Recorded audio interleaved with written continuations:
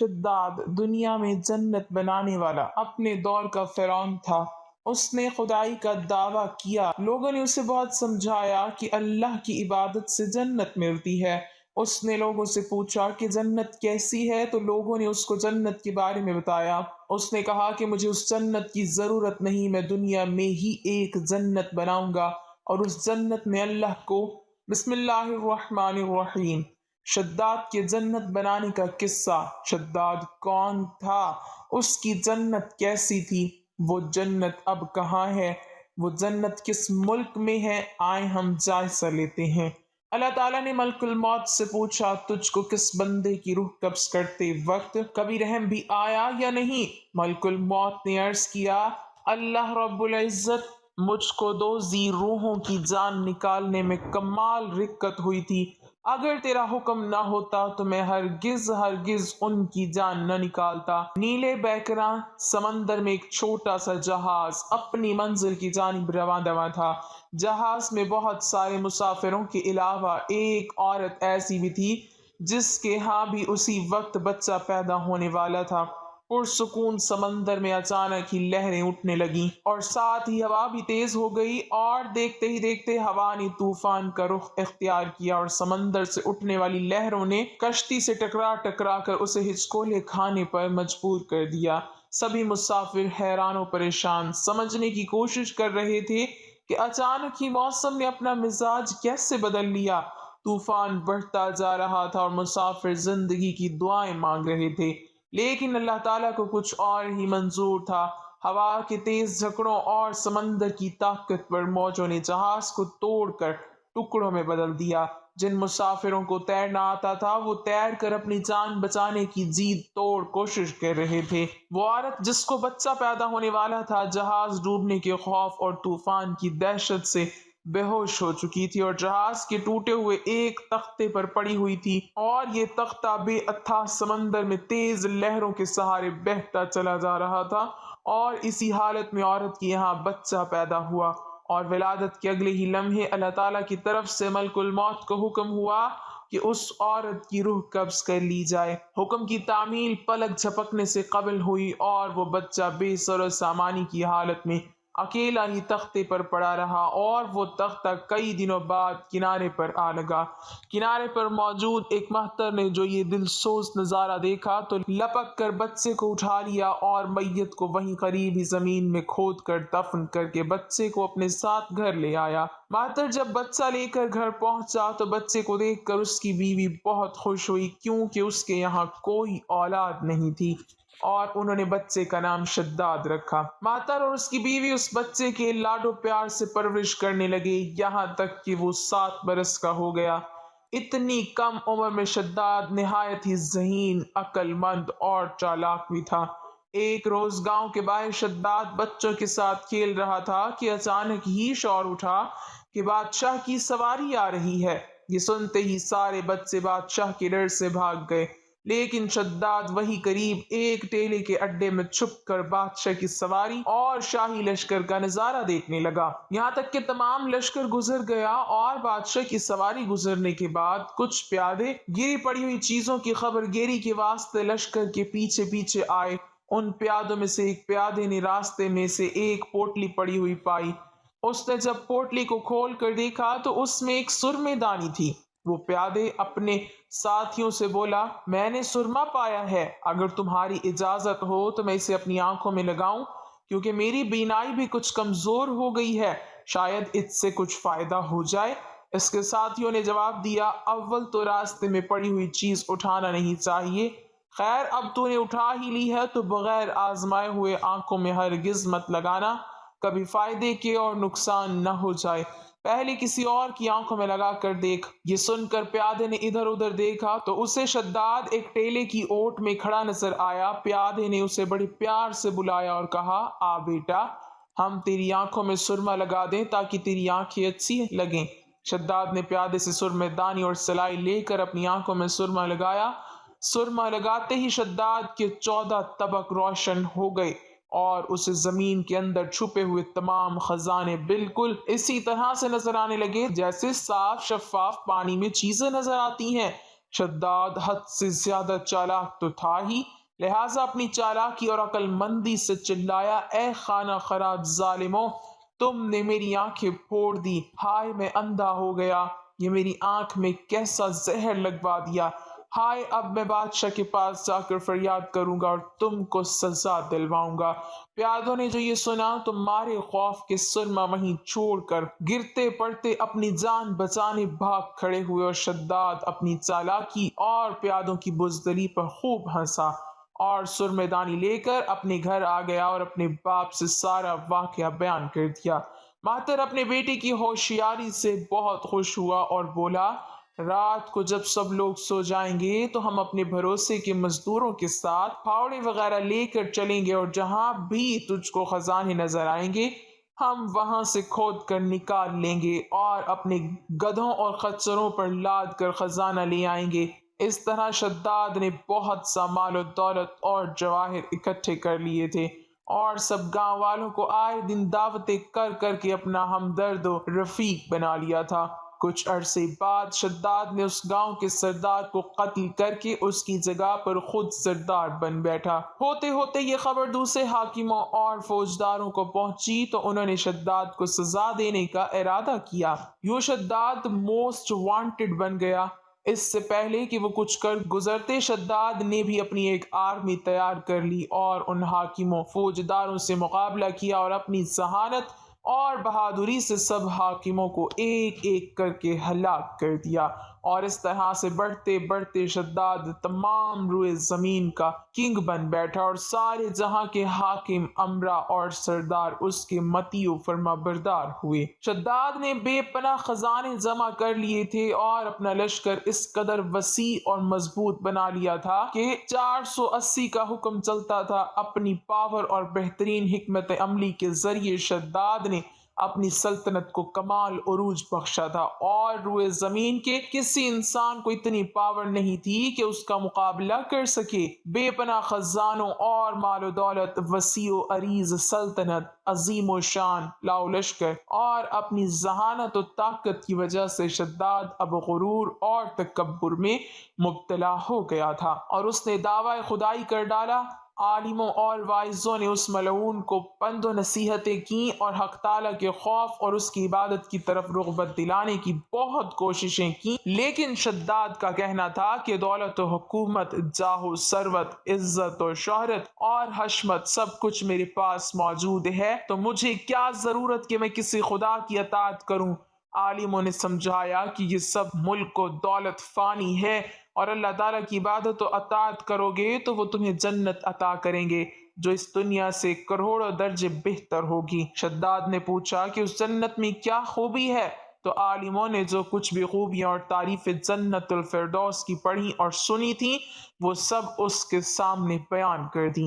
عالموں کی باتیں سن کر شداد نے حقارت سے ہنستے ہوئے جواب دیا، مجھے اس جنت کی کوئی پرواہ نہیں، اور نہ ہی مجھے وہ جنت چاہیے، کیونکہ مجھ میں اتنی طاقت اور قوت ہے کہ میں اس سے بھی اچھی جنت اس دنیا میں بنا سکتا ہوں۔ لہٰذا تمام عالم و واعظوں اور کو دکھلانے کی خاطر شداد نے اپنی جنت بنانے کا فیصلہ کیا۔ سب سے پہلے اس نے اپنے معتبر سرداروں میں سے 100 آدمیوں کا انتخاب کر کے انہیں جنت بنانے کے لیے نگراں مقرر کیا، اور ہر ایک سردار کے ساتھ 1000 آدمی متعین کیے۔ زمین میں دفن تمام خزانے نکلوائے گئے اور معدنوں سے سونا چاندی نکلوا کر ان کی گنگا جمنی اینٹیں تیار کروائیں، اور کوہ عدن سے متصل ایک شہر مربع چوکھٹی کی شکل میں 10 کوس لمبا، 10 کوس چوڑا اور 40 کوس اونچا مقام بنانے کا حکم دیا۔ اس شہر کی بنیادیں اس قدر کھودی گئیں کہ پانی کے قریب جا پہنچیں، اور پھر ان بنیادوں کو سنگ سلیمانی سے بڑھوایا گیا۔ جب بنیادیں زمین کے برابر ہو گئیں تو اس پر سونے اور اشرفیوں کی اینٹوں سے دیواریں چننی شروع کی گئیں۔ ان دیواروں کی بلندی اس قدر زیادہ تھی کہ جب آفتاب طلوع ہوتا تھا تو اس کی چمک سے دیواروں کی روشنی پر نگاہ نہیں ٹھہرتی تھی۔ شہر کی 4 دیواری کے اندر 1000 محل تیار کیے گئے، اور ہر محل 1000 ستونوں کا، اور ہر ستون جواہرات سے جڑا ہوا تھا، اور شہر کے درمیان میں ایک نہر بنائی گئی اور ہر مکان میں حوض اور چوبتے بنوائے گئے، اور شہر کی بڑی ہنر سے شاخیں نکلوا کر ہر مکان تک ایک ایک نہر پہنچائی گئی، اور ان نہروں کو حوض اور چوبچوں سے جوڑا گیا۔ حوض اور چوبچوں کے فرش پر یاقوت، زمرد، مرجان اور نیلم کی تہیں بچھائی گئیں، اور ان کے کناروں پر درخت بنائے گئے جن کی جڑیں سونے کی اور شاخیں اور پتے زمرد کے اور پھول و پھل ان کے موتی اور یاقوت کے اور دیگر جواہرات کے بنوا کر لٹکائے گئے۔ مکانوں کی دیواروں کو خشک زعفران اور عنبر کو گلاب سے گہگل کر کے استرکاری کروا کر متلن و مزاحبن کیا گیا، اور یاقوت و دیگر جواہر کے خوبصورت خوش آواز جانور بنوا کر درختوں پر بٹھائے گئے، اور ہر درخت کے پاس ایک پہرے دار کو تعینات کیا گیا۔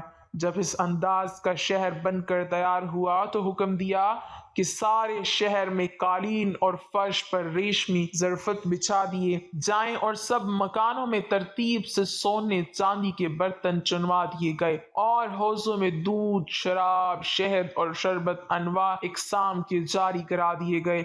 بازاروں میں دکانوں کو بھی کم خواب زردوزی کے پردے سے مزین کیا گیا، اور ہر پیشہ اور ہنر والے کو حکم دیا گیا کہ وہ اپنے اپنے پیشہ اور ہنر میں مشغول ہو جائیں، اور انواع اقسام کے میوے، طرح طرح کے عمدہ اور لذیذ پکوان ہمیشہ ہی سبھی شہر والوں کو پہنچایا کریں۔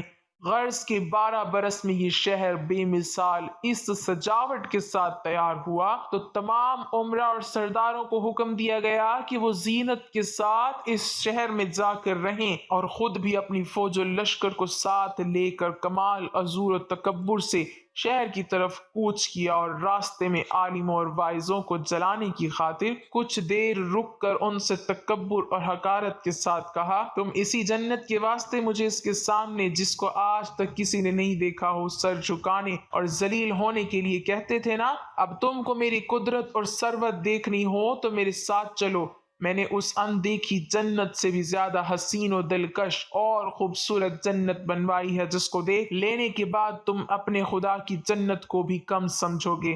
شداد جب اپنی بنائی ہوئی جنت کے قریب پہنچا تو اس شہر کے باشندوں کی غول اس کے استقبال کے لیے شہر کے دروازے سے باہر آ کر اس پر زر و جواہر نچھاور کرنے لگے۔ اس طرح سے جب شداد شہر کے دروازے پر پہنچا تو اس کا ایک قدم دروازے کے باہر اور ایک قدم اندر تھا کہ آسمان سے ایک ایسی سخت کڑکدار آواز آئی کہ تمام مخلوق ہلاک ہو گئی، اور بادشاہ بھی وہیں دروازے پر گر پڑا اور مر گیا۔ اس شہر کو دیکھنے کی حسرت کہ کس محنت اور مشقت سے اس کو تیار کیا تھا دل میں لے گیا۔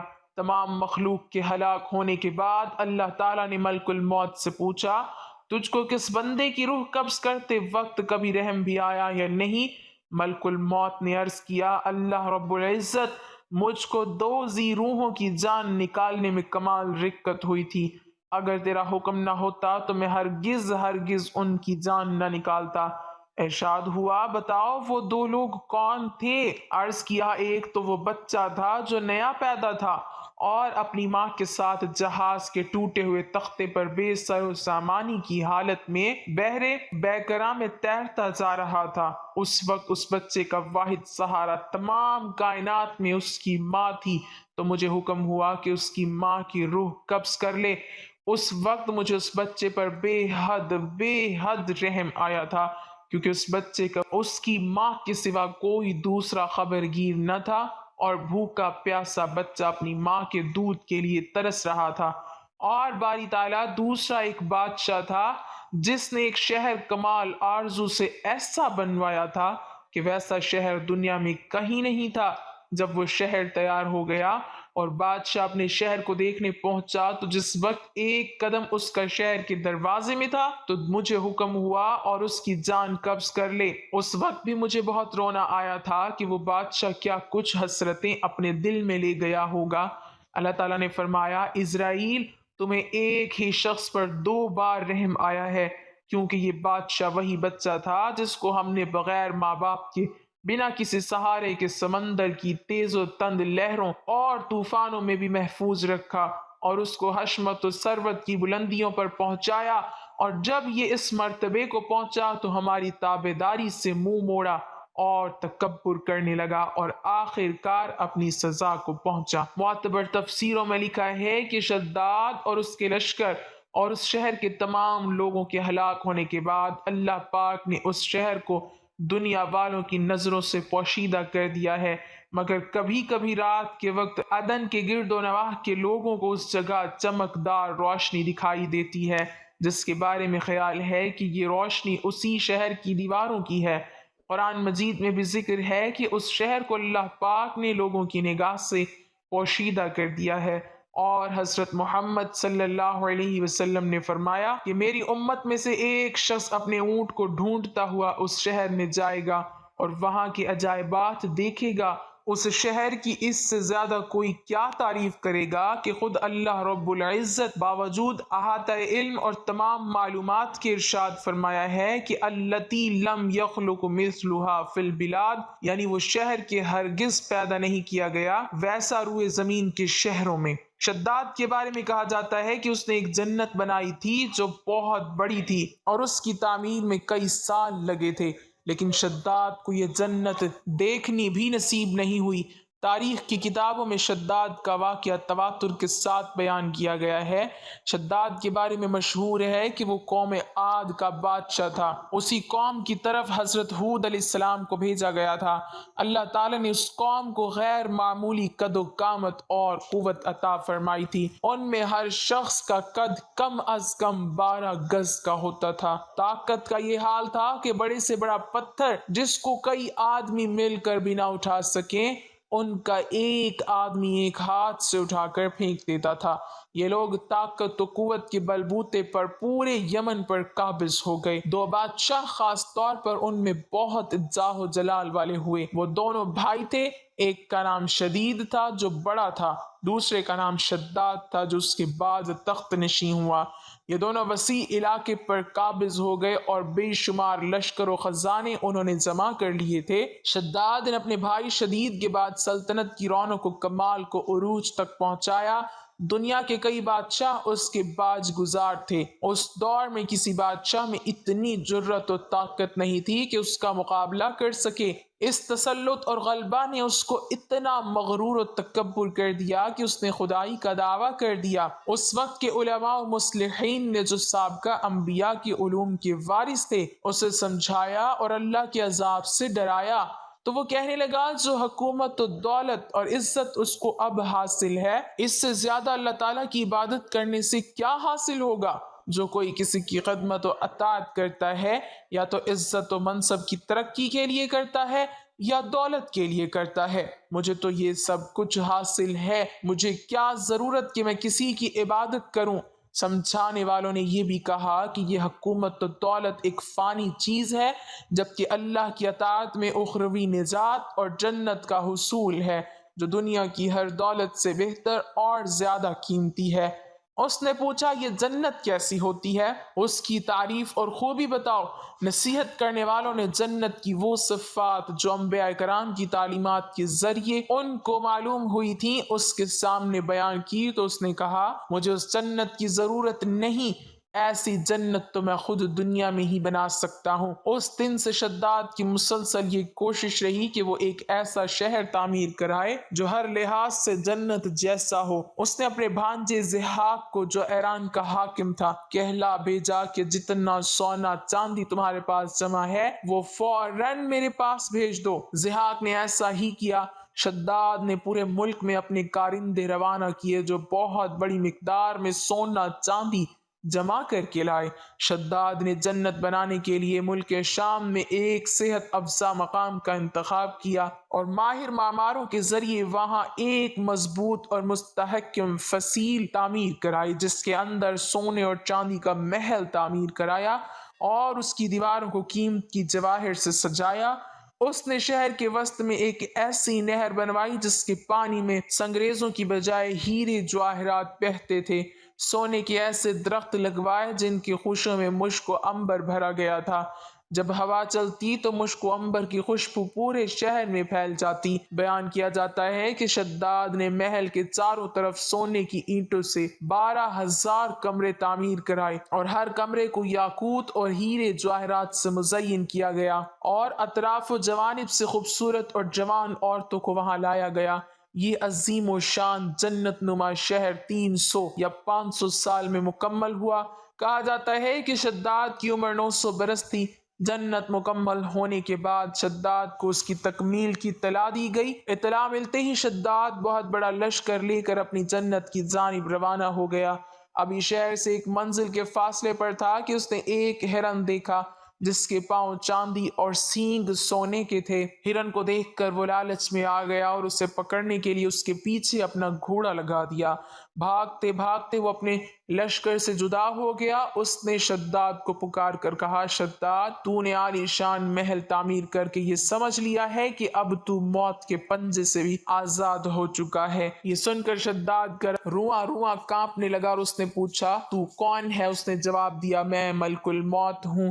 شداد نے کہا، اس وقت تمہیں مجھ سے کیا کام ہے اور میری راہ میں کیوں روڑے اٹکا رہے ہو؟ ملک الموت نے کہا، میں صحرا میں تیری روح قبض کرنے آیا ہوں۔ شداد نے کہا، مجھے کم از کم اتنی مہلت دے دو کہ میں اپنی بنائی ہوئی جنت کو اپنی آنکھوں سے دیکھ لوں۔ ملک الموت نے اجازت نہ دی، چنانچہ شداد گھوڑے سے گرا اور مر گیا، اور اس کے لشکر نے ایک آسمانی چنگھاڑ سنی تو پورے کا پورا لشکر آن واحد میں ختم ہو گیا اور جنت جانے کے بجائے ملک عدم پہنچ گیا۔ اللہ تعالی ہمیں کفر و شرک سے بچائے، ہمیں دین کا پیروکار بنائے، ہمیں دین پر ثابت قدم اور استقامت نصیب فرمائے، اور ہمارا خاتمہ ایمان پر فرمائے، آمین۔ ناظرین، کمنٹ باکس میں اللہ تعالیٰ کے 99 ناموں میں سے ایک نام ضرور ٹائپ کریں۔